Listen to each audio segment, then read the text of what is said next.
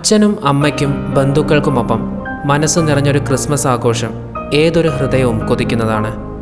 എന്നാൽ മാതാവിൻ്റെ വാത്സല്യമോ പിതാവിൻ്റെ സംരക്ഷണയോ അറിയാതെ ജീവിക്കുന്ന ചില ഹൃദയങ്ങളിലൂടെ.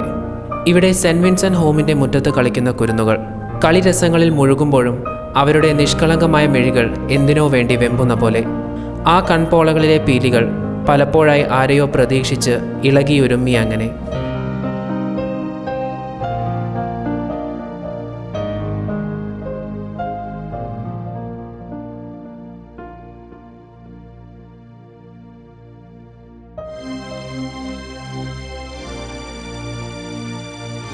ഹോമിൻ്റെ ഗേറ്റ് തുറന്ന് അകത്തേക്ക് വരുന്നവരെയാണ് അവരുടെ കണ്ണുകൾ ഉറ്റുനോക്കുന്നത്.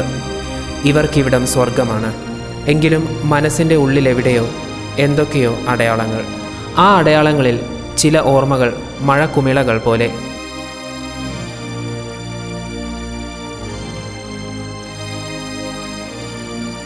ഈ കുഞ്ഞുങ്ങൾക്കിപ്പോൾ വേണ്ടുവോളം വാത്സല്യം കിട്ടുന്നു. ഇവരുടെ ഹൃദയം നിറഞ്ഞു തന്നെയാണ്. എന്നാൽ നിറഞ്ഞു നിൽക്കുന്ന ഹൃദയങ്ങൾ ഒന്ന് തുള്ളി തുളുമ്പാൻ കൊതിച്ചു പോകുന്നത് സ്വാഭാവികമാണ്. അതിനാലാണ് കളിച്ചു രസിക്കുമ്പോഴും ഗേറ്റ് തുറന്ന് തങ്ങൾക്കരികിലേക്ക് വരുന്നവരെ ഈ മനസ്സുകൾ പ്രതീക്ഷിക്കുന്നത്. അങ്ങനെ എത്തുന്നവരോട് സ്നേഹത്തോടെ കൈകളിൽ തങ്ങളെ ഒന്ന് വാരി പുണർന്നെടുക്കുമോ എന്നാണ് ഇവർ ചോദിക്കുന്നത്.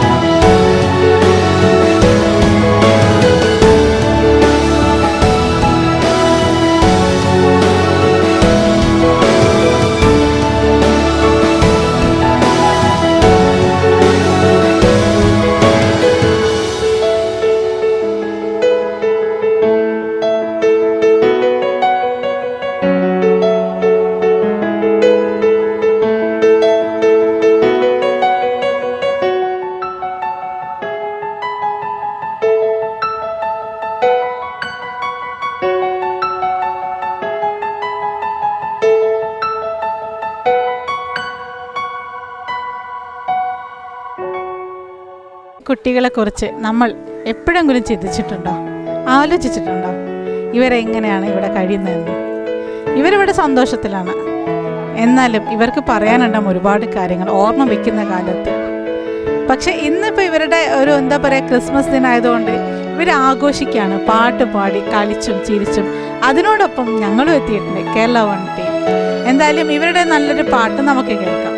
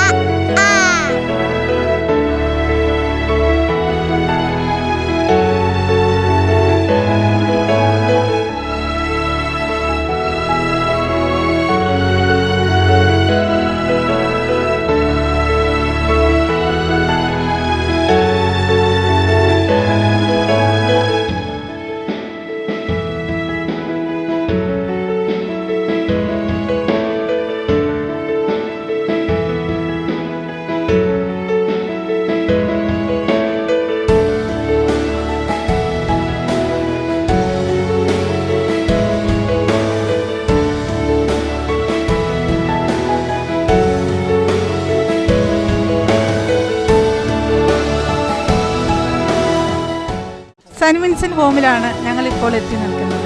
ഇപ്പോൾ നമ്മോടൊപ്പം ഈ കുരുന്നുകളുടെ കൂടെ ഉള്ളത് നമ്മുടെ സ്വന്തം സിസ്റ്റർ വിമലയാണ്. നമുക്ക് എന്തായാലും ഇനി സിസ്റ്ററോട് ചോദിക്കാം ഇവിടുത്തെ വിശേഷങ്ങളൊക്കെ.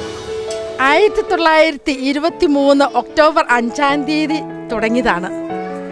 ഇത് അന്നത്തെ ബിഷപ്പായിരുന്ന പോൾ പെരീനി പിതാവിൻ്റെയും ജെസ്വിറ്റ് ഫാദേഴ്സിൻ്റെ സുപ്പീരിയറായിരുന്ന